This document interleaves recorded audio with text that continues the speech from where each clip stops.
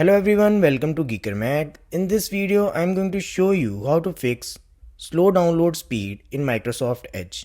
Before that, if you find this video useful in any way, like the video and subscribe to the channel.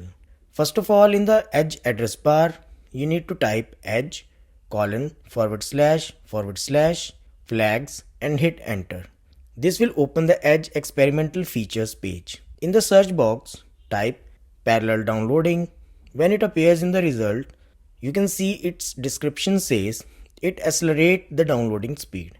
Using this drop down, select enabled and then click on the restart button to apply the changes. Next thing we need to do is click on the three dots icon available on the upper right corner and then go all the way down to settings and select it. In the settings, switch to privacy, search and services on the left. And then on the right side, select security.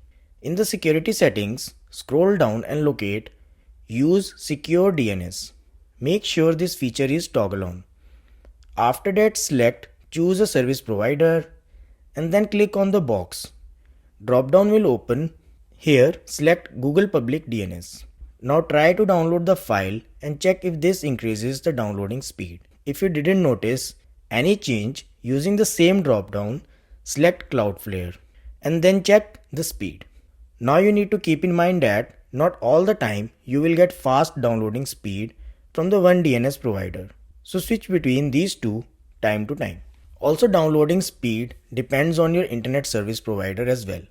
So make sure to perform speed test and check if you are getting internet speed promised by your ISP.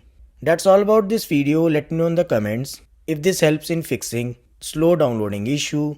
Thanks for watching.